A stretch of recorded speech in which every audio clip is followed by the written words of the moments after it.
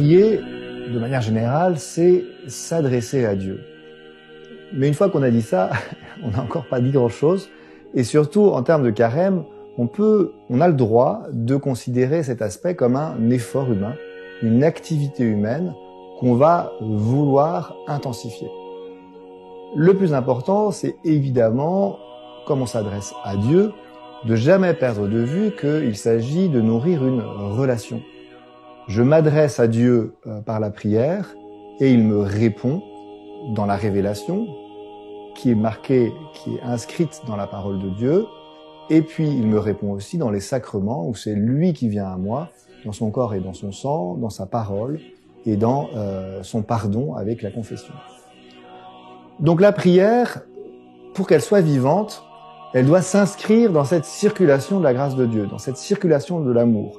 L'amour que j'ai reçu par les sacrements, par la parole, et la prière qui me ramène à lui, qui fait que mon cœur rempli de son amour revient à lui et lui partage ce qui habite mon cœur, ce que j'ai dans ma vraie vie. Et donc il y a dans la tradition spirituelle une expression, un mot un peu spécifique qui est l'oraison. L'oraison, c'est le temps que je consacre à Dieu spécifiquement dans ma journée, que je consacre pour lui parler, pour m'adresser à lui.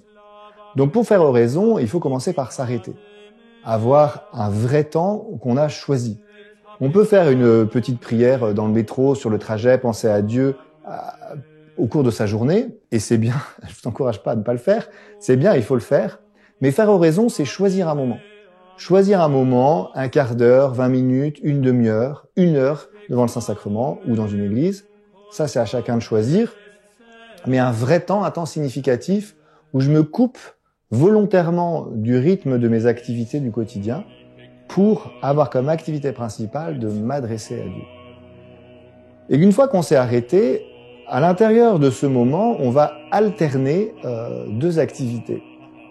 L'activité active, c'est ce qu'on appelle la méditation. C'est-à-dire le fait d'utiliser mon esprit pour m'adresser à Dieu, de réfléchir à ce que je lui dis, et les 3 mots du catéchisme qu'on apprend aux petits-enfants, mais qui valent toujours pour les adultes, c'est merci, s'il te plaît, pardon. Pour que le dialogue soit vrai, il faut que ce merci, ce s'il te plaît et ce pardon correspondent à ma vraie vie. Donc tous les jours, j'ai des nouveaux merci à dire. Merci pour telle rencontre, merci pour telle belle chose que j'ai vue, qui m'est arrivée, qui est arrivée à un ami. Je parle de la vraie vie. Pareil pour le pardon, pour les péchés que j'ai pu commettre, les faiblesses, les inexactitudes, mes petites erreurs du quotidien. Et puis s'il te plaît, ce qui habite réellement mon cœur. Et ici, saint Thomas dit même que plus la prière est précise et personnalisée, plus elle est fervente. Donc quand on prie pour la paix dans le monde ou la guérison de personnes qu'on ne connaît pas du tout, eh bien en réalité notre prière est moins efficace, moins fervente. L'efficacité, ça Dieu seul le sait. Mais pour stimuler notre cœur, pour la rendre fervente, pour nos demandes, c'est bien de les préciser. De les préciser sur des choses qui nous touchent vraiment. Et ici, il y a un petit truc qu'il faut préciser, surtout pour les Français, mais ça vaut peut-être dans d'autres cultures aussi, c'est que il faut pas avoir peur d'être impoli. On sera toujours des débiteurs vis-à-vis de Dieu. On sera toujours ceux qui demandent et lui qui donne. Parfois, il y a une idée un peu fausse de la prière qui circule en disant que la prière la plus pure, ce serait une pure louange où je demande rien à Dieu. Mais en réalité, puisque lui, Dieu est tout-puissant et que nous sommes créatures, l'essence de la prière, c'est la demande. C'est pas impoli, c'est pas déplacé, c'est pas être un mauvais chrétien que de demander à Dieu de nous aider, de lui présenter les s'il te plaît qui occupent notre cœur.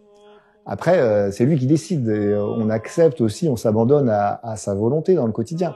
Mais en tout cas, Dieu nous demande pas d'être mensonger avec notre cœur. Il nous demande pas d'avoir des sentiments qu'on n'a pas. Il nous demande de les lui présenter. Et quand on lit les psaumes, qui est le livre de prière de la Bible, où c'est le peuple de Dieu qui s'adresse à lui, ils sont pas tout le temps en train de dire « Merci Seigneur, c'est super ». Quand ils sont dans la détresse, quand ils ne comprennent pas ce qui leur arrive, quand ils sont écrasés par le malheur, ils le disent à Dieu. Ils disent « Seigneur, nous aurais-tu abandonné ?» Et du fait qu'ils s'adressent à lui en vérité, ils prient. Et le Seigneur, c'est ça qu'il attend de nous. Il attend qu'on s'adresse à lui en vérité. Donc, notre prière, quand on fait ça de manière un peu active, c'est ce qu'on appelle la méditation. Quand on regarde notre vie, qu'on la confronte à la parole de Dieu, qu'on essaye de l'approfondir, on médite. Et puis il arrive qu'elle prenne une autre dimension, un peu plus passive, où on se laisse plus porter par la grâce. Et donc là, on parle plus de contemplation, où je suis saisi par une vérité, je suis saisi par une idée, quelque chose qui me touche particulièrement, et j'ai envie d'arrêter de mouliner, de réfléchir, et je me laisse porter.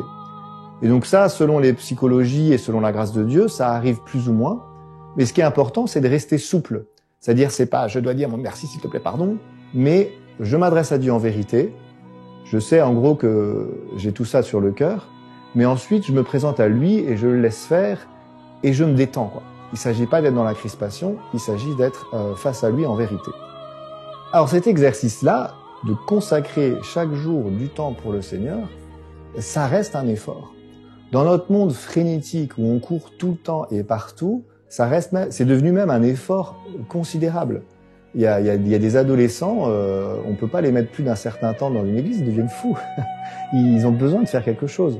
Même moi, c'est un peu dur, j'avoue. Et donc, il faut pas perdre de vue que ça restera toujours un effort. Chez les pères du désert, les premiers moines en Égypte, qui ont écrit des recueils qui s'appellent les apophthegmes, il y en a un qui s'appelle l'abbé Agathon, qui est donc le masculin de Agathe, qui dit « il n'y a rien de plus difficile dans notre vie que le travail de la prière et la lutte contre les distractions ». Donc, bien sûr, il y a quelque chose de l'effort. Et ce qui compte pour nous, c'est d'être fidèle. Il y a un frère de Toulouse qui s'appelle le père Kilissi, un prédicateur célèbre de la province. On lui demandait, parce que c'était un grand sage, un grand prédicateur, pour vous, père, qu'est-ce que c'est que l'oraison, qu'est-ce que c'est que la prière? Et donc on attendait une définition un peu sublime ou quelque chose qui nous toucherait. Et il a répondu, et c'est devenu célèbre, pour moi, l'oraison, c'est 18h30, 19h. C'est-à-dire, en fait, je sais pas trop ce qui va se passer, je sais pas trop ce que le Seigneur fait, je vois que je suis assez pauvre quand j'y suis, mais je donne ce laps de temps. Chez nous, les dominicains, c'est facile, on est obligé à faire une demi-heure par jour, c'est dans la règle. Mais quel que soit l'état de vie auquel on appartient, c'est un temps régulier donné au Seigneur. Un temps régulier, et cette régularité, elle a 3 rythmes. Le rythme du quotidien, le rythme de la semaine et le rythme de l'année. Le carême, c'est un temps d'intensification de notre vie spirituelle. Et donc, quand on réfléchit aux efforts qu'on voudrait fournir, on réfléchit à comment intensifier ces 3 rythmes. Comment intensifier le rythme du quotidien? Ça veut dire comment prier un peu plus chaque jour. Si je prie 5 minutes chaque jour, je vais pas réussir à prier 2 heures tous les jours, c'est clair. Mais je fais 7, 8, 10 pendant le temps du carême. J'intensifie mon rythme quotidien. Le deuxième rythme qui est important à ne pas perdre de vue et qui vient compléter le premier, c'est le rythme hebdomadaire.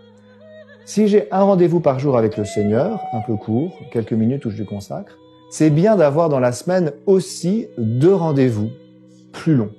Le premier, c'est la messe du dimanche, puis c'est le grand rendez-vous de tous les chrétiens avec le Seigneur. Mais c'est bien d'avoir un truc en plus.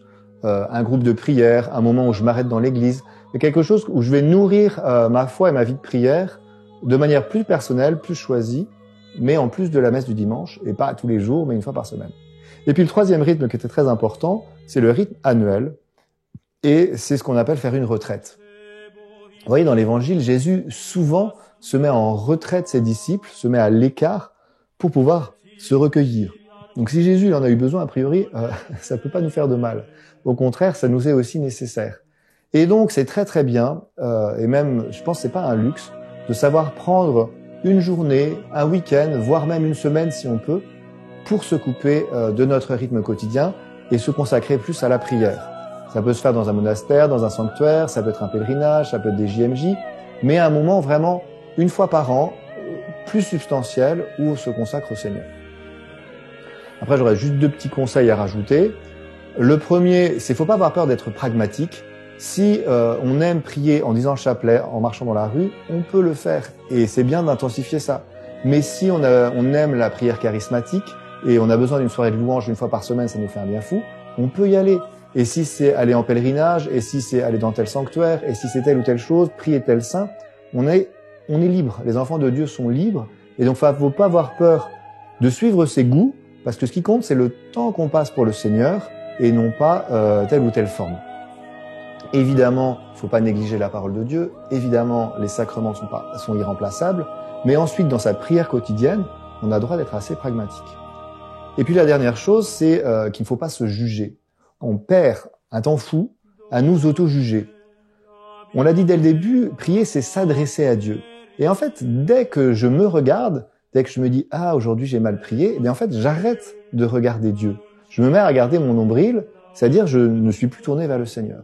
Donc, quand ça nous arrive, parce que inévitablement ça nous arrive, faut pas rajouter une couche en se disant « Ah, je me suis jugé, ah, je regrette de m'être jugé, ah, je me juge trop souvent », et en fait, on reste tourné vers nous-mêmes. Il s'agit de se dire « Ok, Seigneur, je suis un pauvre pécheur, prends pitié du pécheur que je suis, et basta ». Et on se tourne vers le Seigneur, et on passe le temps qu'on avait prévu de lui donner tranquillement.